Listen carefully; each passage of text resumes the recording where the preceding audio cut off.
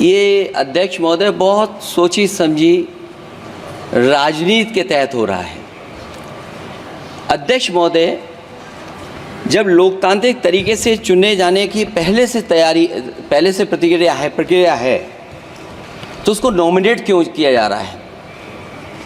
वहीं जहां अन्य धार्मिक जो मसले हैं, बॉडीज़ हैं,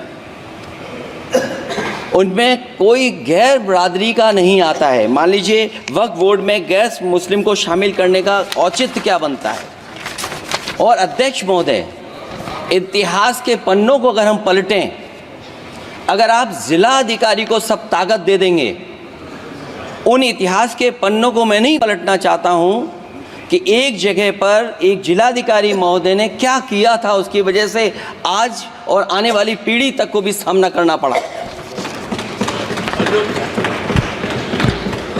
अध्यक्ष महोदय, मैं नाम नहीं लेना चाहता हूं। और अध्यक्ष महोदय, सच्चाई ये है कि भाजपा अपने हताश, निराश, आप तो इस कानून चंद कट्टर समर्थकों के तुष्टीकरण के लिए ये बिल लाने का काम कर रही है।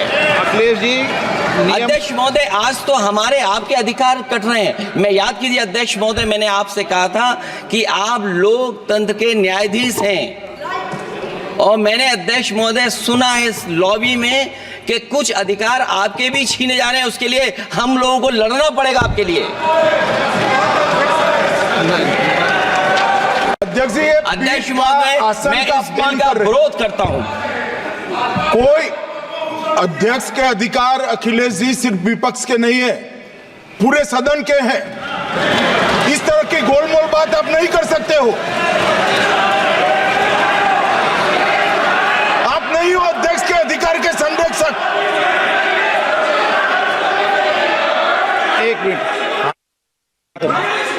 एक मिनट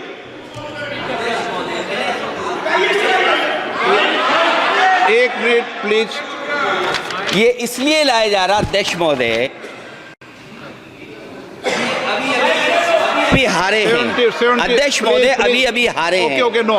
और दरअसल ये चाहते हैं नो।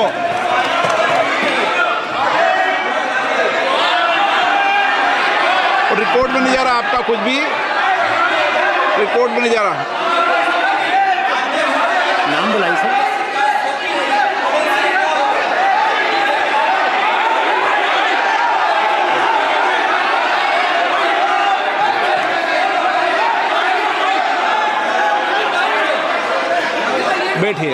बैठिए।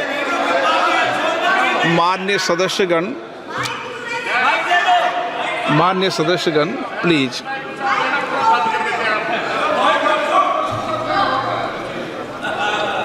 मैं आपसे आग्रह करता हूं, आप वरिष्ठ हैं और कोई नए भी सदस्य होंगे, कृपया हमेशा इस बात का ध्यान रखें, आसन पर, संसद की आंतरिक व्यवस्था पर कोई टिप्पणी नहीं करना चाहिए।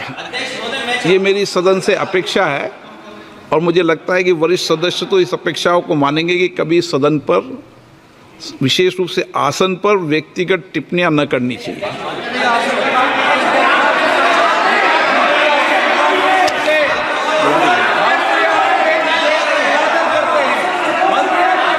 Okay. Kalyan Banerjee, I am opposing the legislation. हाँ, Introduction of the legislation. Just first of all, this is beyond the legislative competency of the central government to make this amendment which touches in respect of the land coming within the 7th schedule. Property is the question which can be decided by only the civil court, but no any authority under which law this power has been given to decide the property, title of the property, how it can be done. Civil law will be taken away. This bill is completely contrary to the constitutional morality.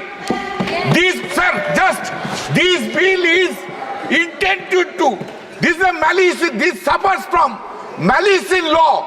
It's a malicious legislation because this bill is targeting the Muslims of this country. This cannot be tolerated. There are number of reasons. Sir, just 1 minute, sir. Not 1 minute, 15 seconds. Sir, before election, there was an attempt in the country that to make the country as a Hindu Rashtra, which has been rejected by the people of this country. This bill can... एक minute please एक minute.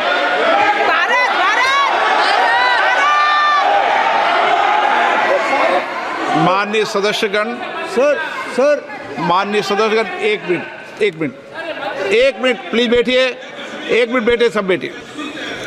माननीय सदस्यगण, मैं आपसे आग्रह कर रहा हूं कि पुरस्तावित किए जाने वाले विधेयक के विषय में रूल 72, क्योंकि एक मिनट प्लीज बैठिए, आप प्लीज बैठिए। रूल 72 के अंदर, एक मिनट प्लीज बैठिए प्लीज बैठिए, नो प्लीज बैठिए, अभी बात सुनिए, पूरी बात सुनिए अभी, प्लीज बैठिए, देंगे 1 मिनट, बैठिए, आपका नाम होगा तो देंगे लिस्ट में। धन्यवाद अध्यक्ष जी। हम सब जानते हैं कि भारत की अधिक आबादी वो ग्रामीण क्षेत्र में रहती है, और शायद इसी बात को ध्यान में रखते हुए कि जब तक ग्रामीण क्षेत्र का बिजलीकरण नहीं होगा तब तक उनका सामाजिक और आर्थिक विकास संभव नहीं है। और इसी बात को देखते हुए ग्रामीण विद्युतीकरण का कार्यक्रम शुरू किया गया था। लेकिन आपको ये बताते हुए मुझे दुख हो रहा है कि हमारे संसदीय क्षेत्र कटिहार में बिजली की का बहुत ही अभाव है, और लगातार लोग उससे जूझ रहे हैं। लेकिन लगातार हम लोग भी उसकी शिकायत कर रहे हैं, और जिला प्रशासन को कर रहे हैं, राज्य प्रशासन को कर रहे हैं, लेकिन उसमें कोई सुधार नहीं है। और उसकी वजह से जो छात्र पढ़ते हैं उनको दिक्कत होती है, जो हमारे किसान जिनको पटवन की ज़रूरत है और उनको बिजली की आवश्यकता है, उनको समय में बिजली नहीं मिल रही है। एक तरफ तो बिजली जो उपभोक्ता है उनसे समय पर बिल वसूला जाता है, और दूसरी तरफ वो बिजली की आपूर्ति उनको नहीं की जा रही है।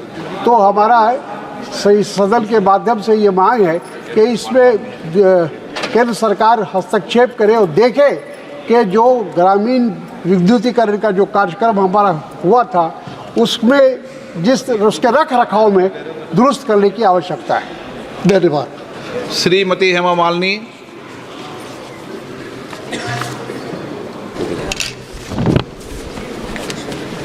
प्रधानमंत्री किसान ऊर्जा सुरक्षा एवं उत्थान महाअभियान तथा पीएम कुसुम योजना के तहत किसानों की निजी भूमि पर सोलर एनर्जी उत्पादन के लिए प्लांट लगाने का प्रावधान किया गया है। उद्देश्य अभी देखा गया है कि बुंदेलखंड के किसानों द्वारा इस दिशा में तेज़ी से कदम बढ़ाया गया, लेकिन उसका अनुभव इतना उत्साहवर्धक नहीं है। सोलर प्लांट के लिए लीज पर ज़मीन देने वाले किसानों को आकर्षक लाभ नहीं मिल पा रहा है, न फसल का अधिक उत्पादन हो रहा है और ना ही सोलर एनर्जी का उत्पादन हो रहा है। मूल समस्या सोलर प्लेट की है। सरकार को सोलर प्लेट की इस प्रकार की प्रणाली खेतों में लगाने की आवश्यकता है, जिससे फसल का भी भरपूर उत्पादन हो, पर्याप्त ऊर्जा का भी उत्पादन हो। किसानों के हित में मेरा सरकार से सुझाव है कि जो सोलर प्लेट ज़मीन पर लगाया जाता है, जिससे किसान खेती नहीं कर पाता है, उसी को खेत में पिलर्स के ऊपर लगाया जाए तो उसे लगाने से काफ़ी सुविधा मिलेगी। तो मेरा अध्यक्ष महोदय, मेरी सरकार से यही अनुरोध है कि कृषि और किसानों के हित में जुड़े मामले का जल्दी से जल्द निदान किया जाए। धन्यवाद।